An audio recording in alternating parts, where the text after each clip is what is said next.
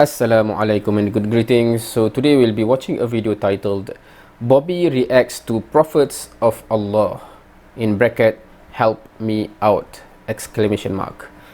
This is by Bobby's perspective, given that we have touched upon the topic of prophet of God in recent videos. I think this is a good continuation video. Without further ado, let's watch. Welcome back to the channel. If you're new, my name is Bobby. Guys, you really wanted me to react to the Prophet series on the channel Islamic Inspiration. It is a series with over 41 videos. Today we're gonna start naturally with part 1, Prophets and Messengers of Allah. I believe that this series will be very beneficial to Muslims and Christians alike, because obviously in Christianity it is very Jesus-centered, Jesus-focused, and oftentimes I see Christians forget about the other prophets. Moreover, when Muslims say Jesus was a prophet, Christians get offended by it, they get annoyed by it, because I believe that we forgot what it means to be a prophet. To be a prophet is an exalted position, probably the highest position that you can have on this planet as a human. But this is not enough for many Christians, and therefore they get offended when you call Jesus a prophet. Meanwhile, saying that somebody is a prophet is of course the highest honor. Therefore, I believe that we should learn more about the prophets prior to Jesus. With no further ado, let's have a look. Indeed, there is no nation that has passed except that there has been a messenger who was sent to that nation.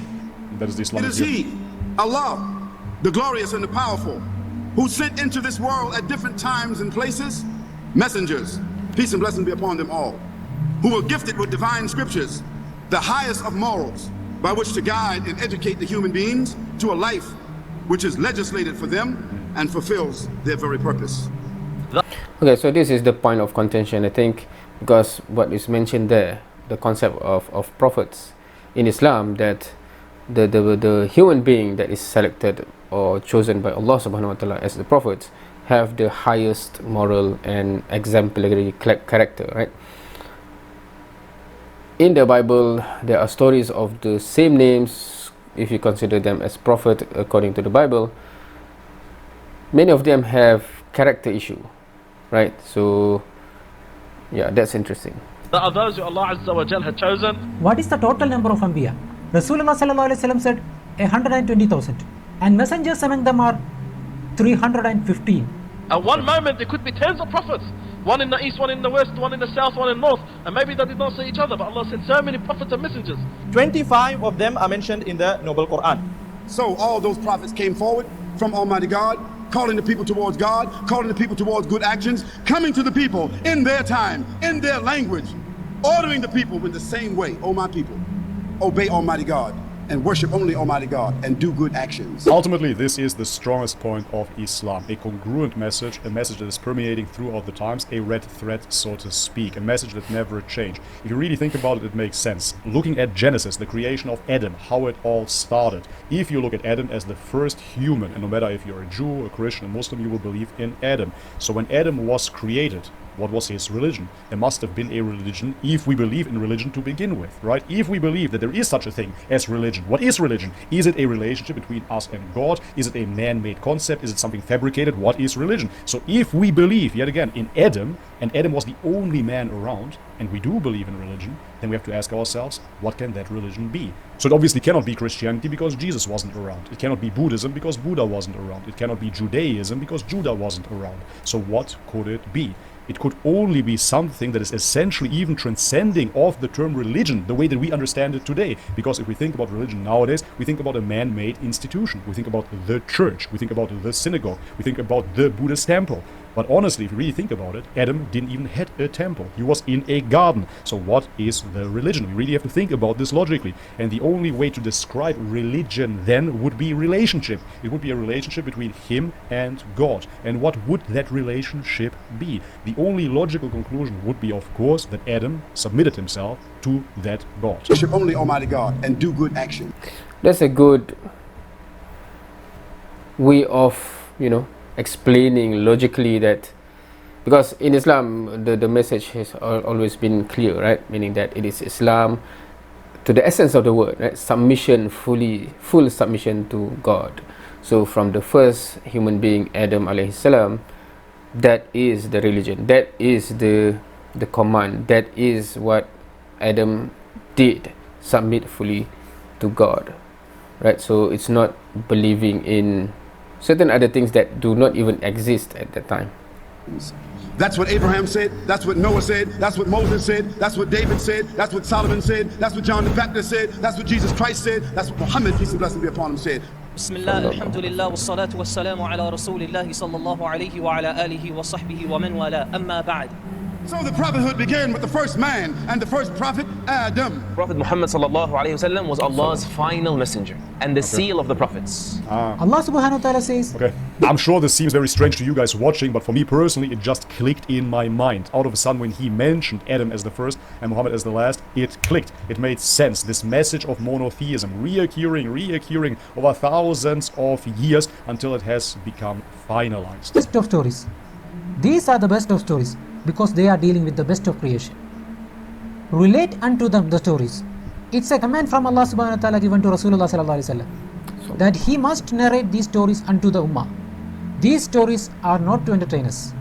These stories are for us to derive lessons and reflect and to contemplate and to think about, to deeply reflect on them. That is what we need to do. And Allah subhanahu wa ta'ala is telling Muhammad sallallahu alaihi wasallam that he must follow the way of Anbiya of Allah subhanahu wa ta'ala. If this instruction was given to Rasulullah sallallahu alaihi wasallam, then what should we do? They are those whom Allah has guided, so follow their guidance. There is a difference between a Rasul and a Nabi. So what is the difference? One is a messenger and one is a prophet. The one who has a higher status is a Rasul, a messenger. A Rasul is a person who came with a new Sharia, with some law. But the Nabi, who is not a Rasul, is following the law of another Rasul. So every Rasul is a Nabi, but not every Nabi is a Rasul. Every prophet is not a messenger, but every messenger is a prophet. If a prophet is given a new law, then he becomes a So every messenger is a prophet, but not every prophet is a messenger. That doesn't make sense to me, because every prophet would come with a message, no? Rasul and a Nabi. I think the word prophet, because in Arabic it's Nabi and Rasul. Rasul, Rasala, meaning from the word itself, it implies that he brings a message. Hence, it is need to be conveyed to the audience. While Nabi is those who receive the An-Naba, right?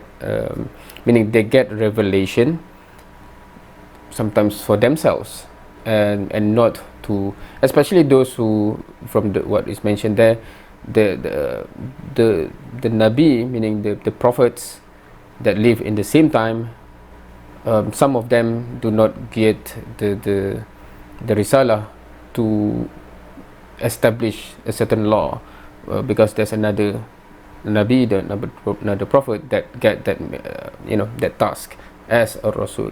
So that's basically the difference. Of course, this distinguish it's a long elaborated story, so yeah. If he is not given a new law, then he is a Nabi, only a prophet. An example of that, to make it little bit clear.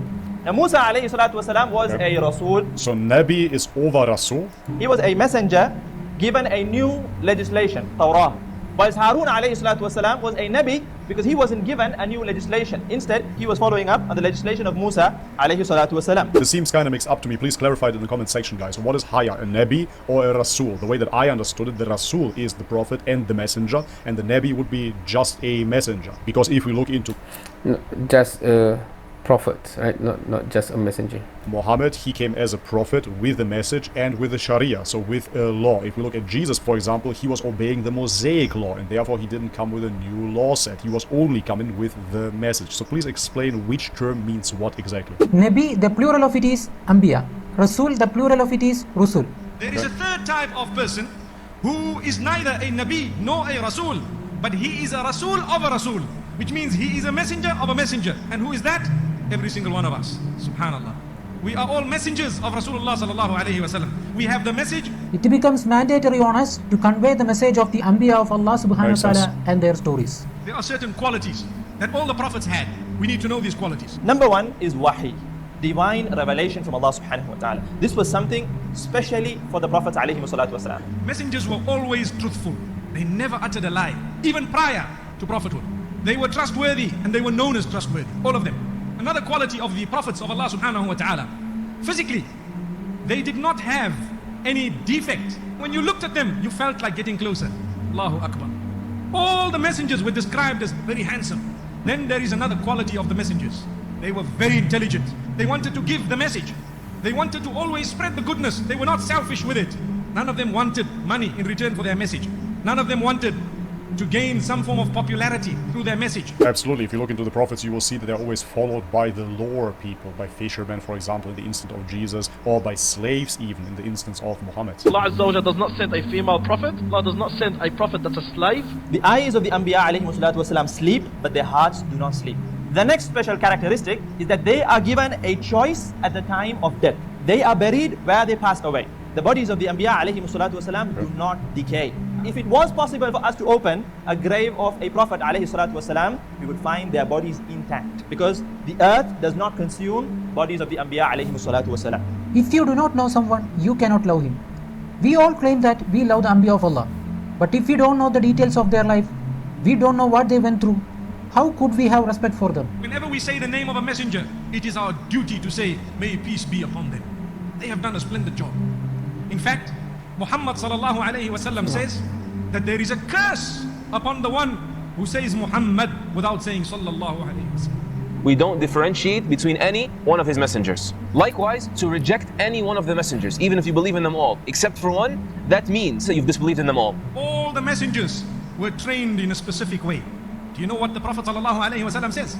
There was no Nabi except that he was a shepherd at one stage. Allah trained them with sheep, with animals before they came to human beings. What is more difficult? To look after animals or to look after human beings? It is definitely more difficult to look after animals. We must have some role models. We must have some people whom we look up to. If you are not going to provide our children and our youth with the role models of the Anbiya and the role models of Rasulullah ﷺ and the role models of the Sahaba, they will go and find role models somewhere else, because human beings cannot live without role models. So we need to study the lives of the Anbiya of Allah subhanahu wa ta'ala so that they can become our role models. Indeed, in the stories. That's a really good point, especially youths try to emulate. They need a role model. This is why it's so important to have a strong father figure. If they don't have that, they're going to seek on the outside, and they're going to look at rap music, for example, certain famous people on social media and whatnot. They're going to get the wrong role models and they're going to try to emulate it. It is the formative years, and they're going to try with all their might to become like those false role models. Now, if that is a fact that is accepted, now I'm looking at the Christians now, right? If you can accept that people, human being, from the beginning of time until now, until the end, we incline to see role model and trying to emulate. That's how we are, right? So shouldn't all the prophets and messenger being a role model from the very beginning, right? Good role model with exemplary characters.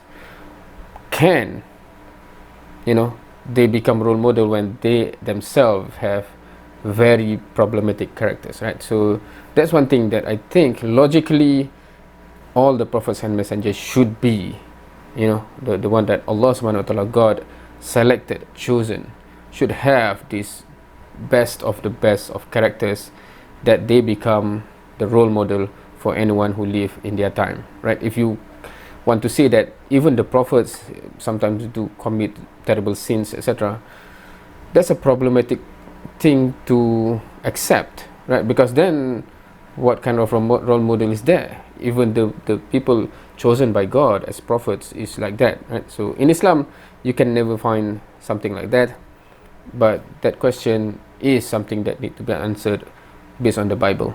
Previous nations and in the stories of the prophets are lessons for those with sound intellect. وصلى الله وسلم وبارك على نبينا محمد سبحان الله بحمده سبحانك اللهم وبحمدك نشهد أن لا إله إلا أنت نستغفرك ونتوب إليك. Alright guys, and this is it for the first episode of the Prophet series. Extremely interesting here. I learned something new, the differentiation between Rasul and Nabi. I personally always thought a prophet is a prophet and that's that. But of course it makes sense to differentiate between a prophet that comes with a message and a prophet that comes with a whole new law set. And that would of course set them apart. Moses came with a message and he came with a law set. Jesus came with a message, but not with a law set. Muhammad on the other hand came with a message and yet again with a law set. Extremely interesting stuff. I never thought about it in this way. Alright guys, but this is it for today's video. If you want me to continue with this Prophet series, please let me know in the comment section. If you like this video, leave it a thumbs up. If you haven't subscribed already guys, please do so. And if... Yep, so I think his channel is one of those interesting one when he goes across different topics, especially in Islam, and have great insights and perspective, I think, from what I have seen so far. What do you think? Is there anything that you want to add? I think from the title Help Me Out, I think it's because the differentiation between the Rasul and Nabi just now. Anyway, interesting. Thank you for watching. See you next time.